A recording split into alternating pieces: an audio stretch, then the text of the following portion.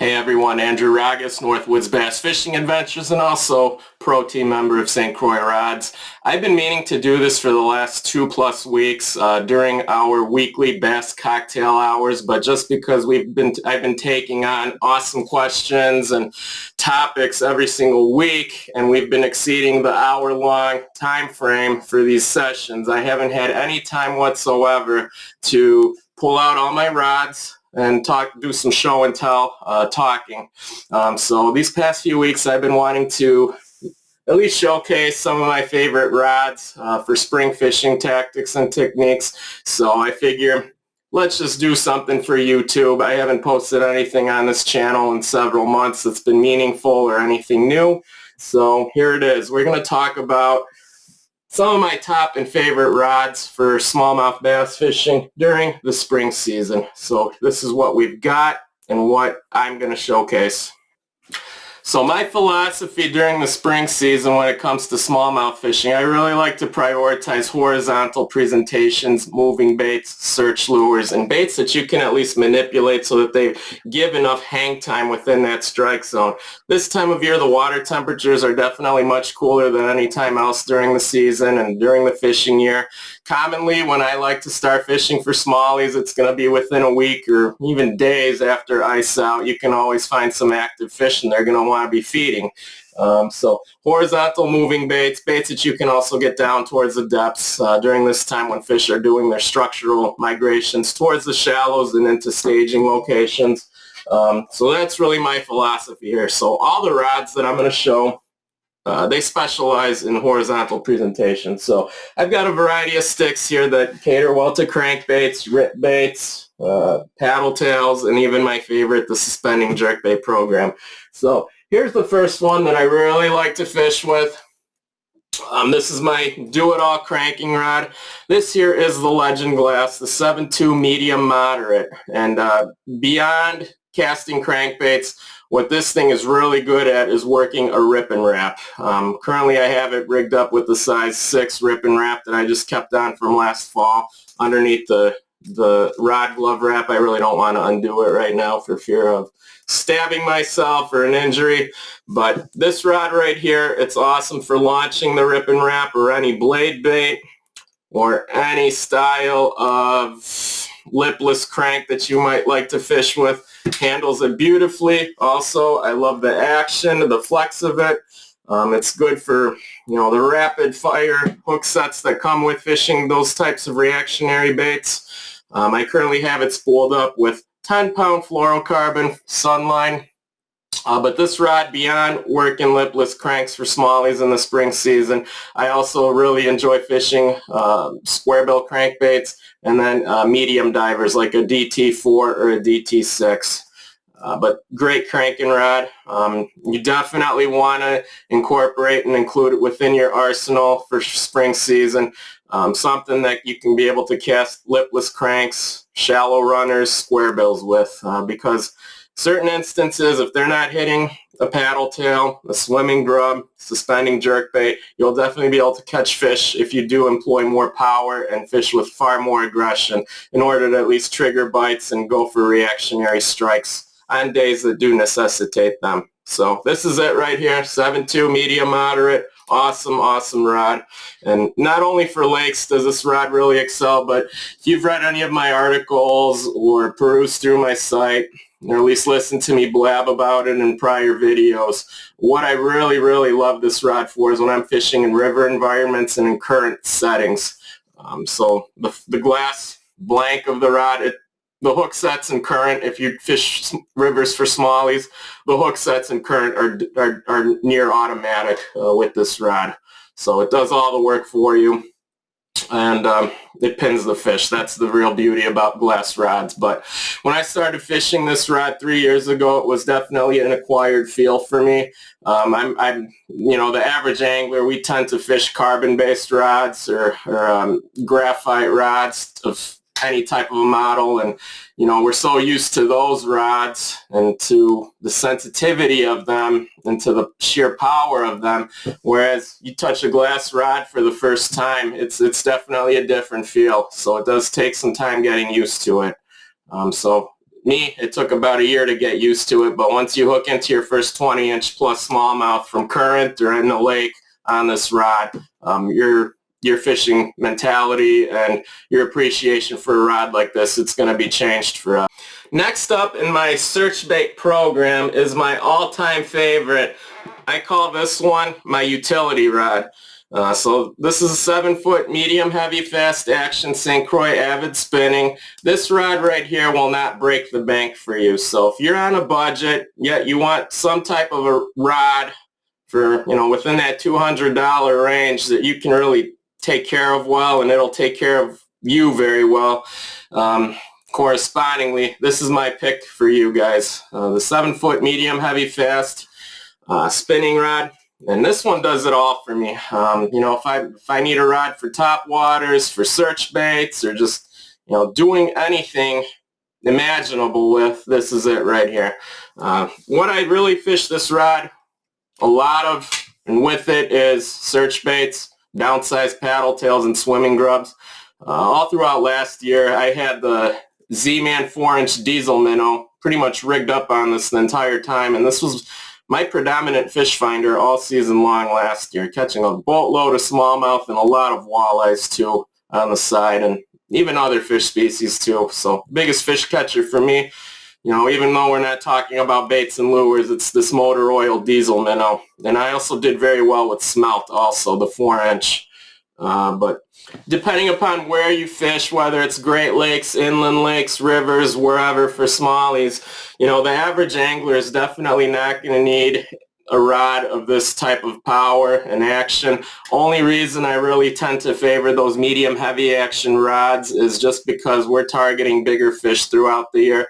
So whether I'm casting or jigging, you're obviously going to want a backbone in order to tame the beast. Otherwise, you fish with rods that are just rated too light for your pursuit of what you're trying to fish for, that fish is ultimately going to be the one that schools you. And so therefore you do need the action, the right action, and the right corresponding power in order to take that fish and to at least make it a good battle. So this rod right here just ensures that I can get the fish in quickly. It's not going to overpower me, and I've got the adequate power and length and action rod in order to handle it.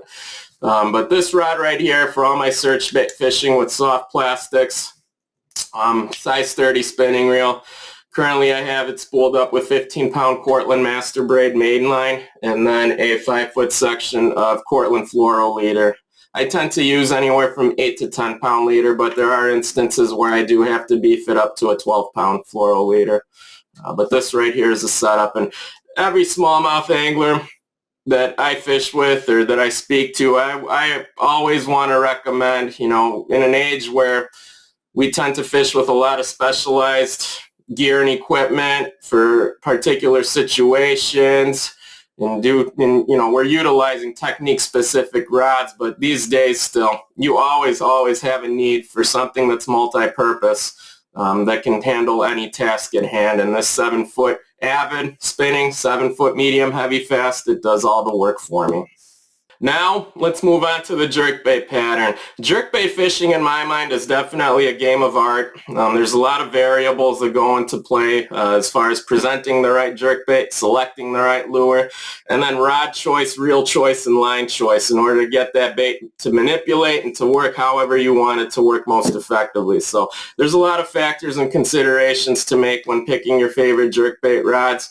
This time of year, I typically run 4 or 5 different setups in my boat for my own personal needs, and each rod that I employ for suspending jerk baits, I'm able to work baits that are as small as 3 inches to ones that are as large as 5 inches too. So I can run more shallower divers, I can work cutters, pointer style baits that you might need to get down into deeper water more effectively. So each of these rods behind me, our last 4, it pertains to suspending jerkbait fishing. This first suspending jerkbait rod, one of my favorites, we're going to start with your traditional bait casting setup, the ideal rod. So this one right here is the Legend Tournament Bass 6'8", medium, extra fast. So for baits that only need to be ran within a few feet from the surface or more surface-like, and also baits that don't require a lot of power and torque in order to get down into deeper depths, this rod is really going to play into your favor with fishing baits like that. So whether I'm fishing X-Wraps, Husky Jerks, Megabass Vision 110s, or say Dynamic Lures J-Specs or Z-Specs, this is the rod that I'm going to want to use. But also where this rod is very great with is weightless flukes. So fluke style minnows, if you're not catching them on suspending jerk baits, you're always going to assure yourself of catching fish then on those suspending, on those fluke minnow style baits, however you rig them.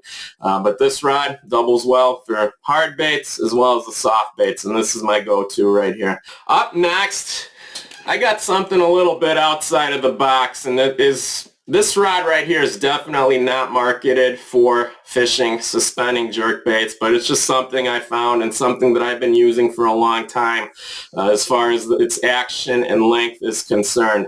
So this right here is the Jiggin' Baits 6'8" medium heavy fast Mojo bass. And you know, this bait right here, I predominantly in the past used it as a top water rod as well as a rod to work bottom baits, football heads, and other jig style baits with.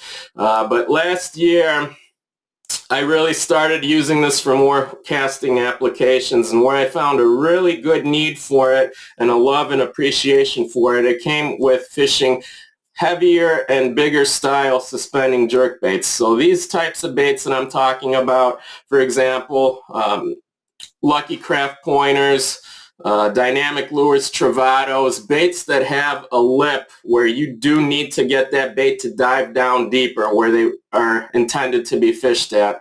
And also where this rod works very well also with is the Shadow Wrap Deep. So for baits that do require more power and torque to get down into deeper water, to be able to cut most effectively, for that reasoning, I like that medium heavy fast action.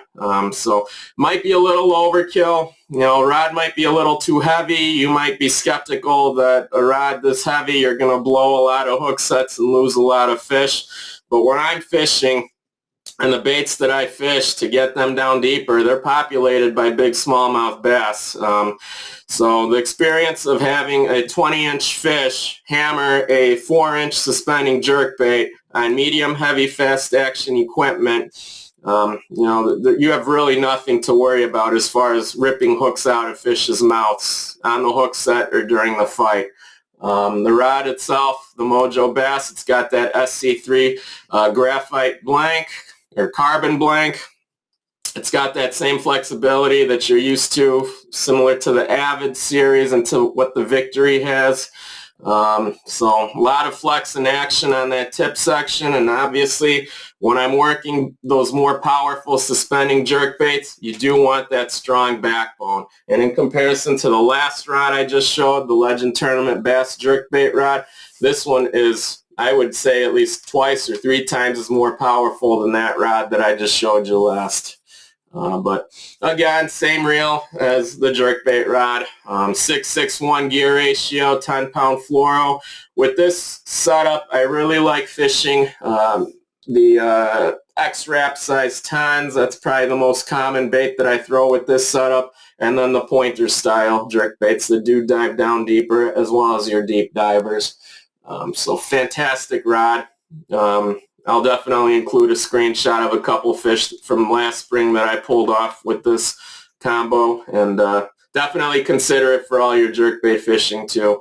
Prior to the St. Croix few rods that I've shown here, I actually used to fish all my suspending jerkbaits with 610 models that are medium heavy fast action as well. So I'm definitely used to the extra power that these rods have. Definitely do not be afraid of it. And even though the rod is marketed for jigging baits right here, there's a lot more uses for a rod like this too. So you can definitely get creative. And like I said, the needs that I found for this rod, it's a great top water rod also. If you do need to fish and sling spinner baits through tight quarters, whether you're river fishing or, you're just, you got tight casting angles to deal with, this is a good one too. If you also kayak fish, you'll really appreciate the shorter length. And then from what I found between last year and this year, what I will be doing, it's a fantastic jerkbait rod.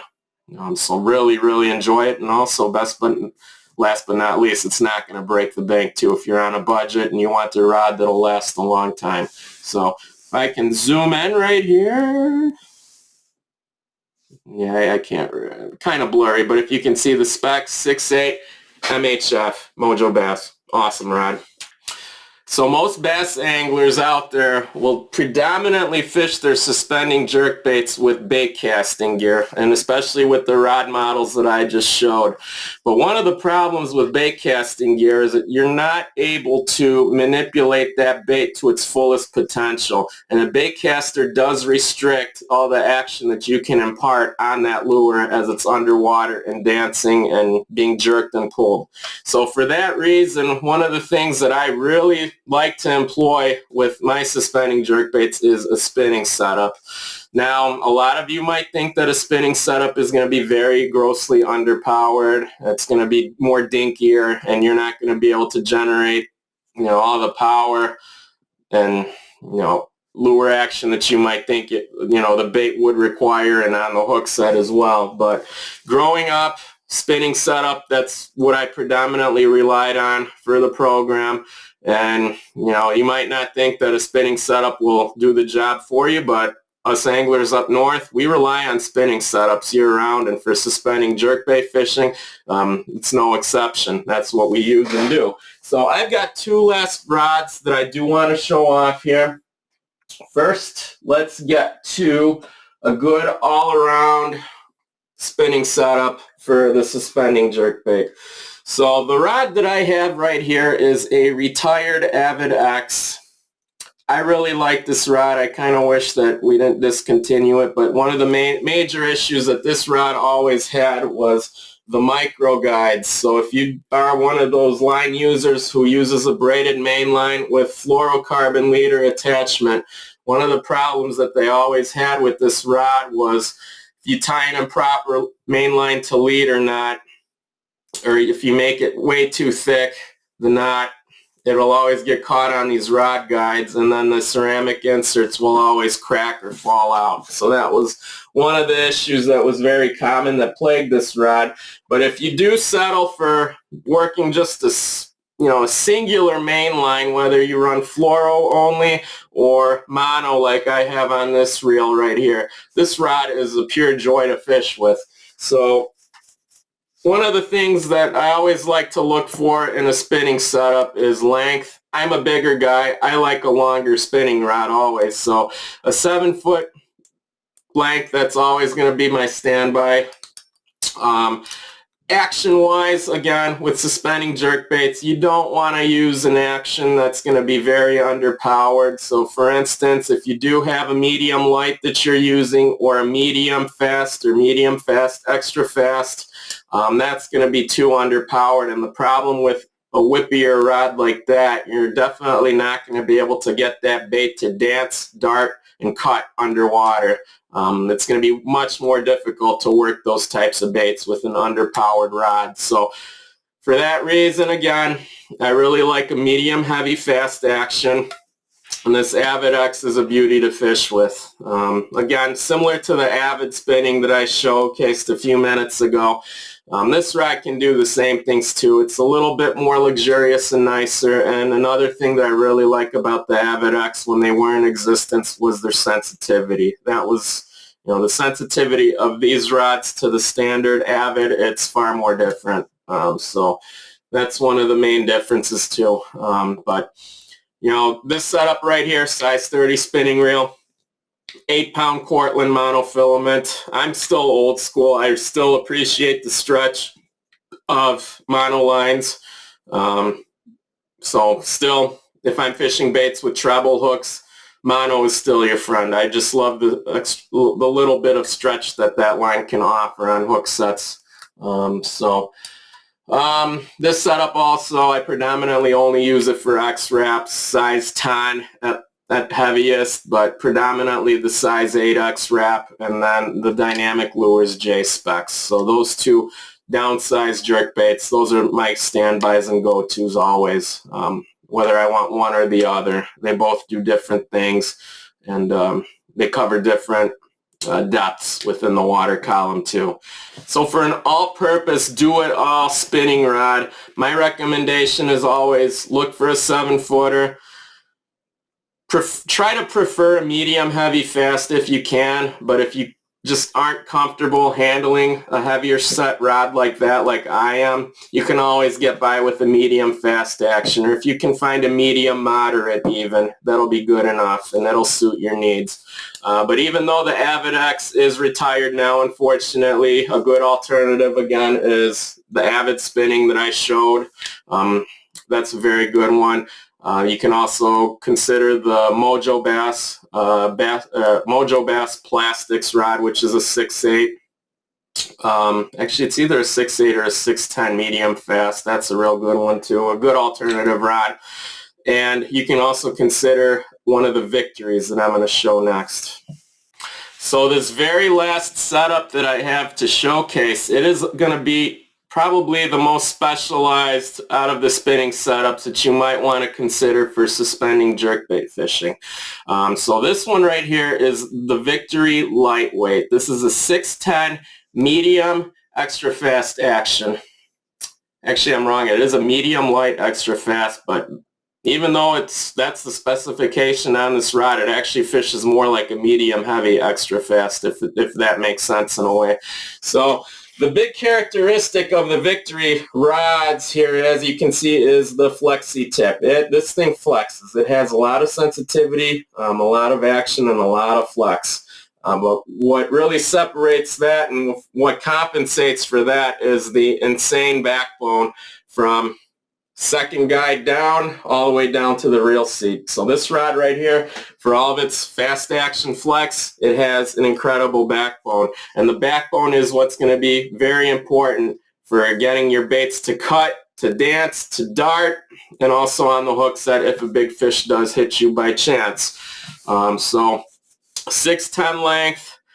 This rod handles X wraps and J specs awesomely, and it also doubles very well for fishing the fluke minnow. So for flukes, you're going to want that shorter rod length in order to be able to present them most effectively. So this rod handles it all. So the Victory Lightweight, when I first got a hold of this rod a couple years ago, I was actually using it for finesse plastics and jigs, finesse baits. It works great for that, but what I found out last year when I started using this one for suspending jerk baits, it handles those downsizer baits very excellently and well. So what I have this reel paired up, or what I have the rod paired up with, is an old school Quantum Smoke 8-pound monofilament Cortland line. And I still like the mono, like I said, for your stretch needed on hook sets.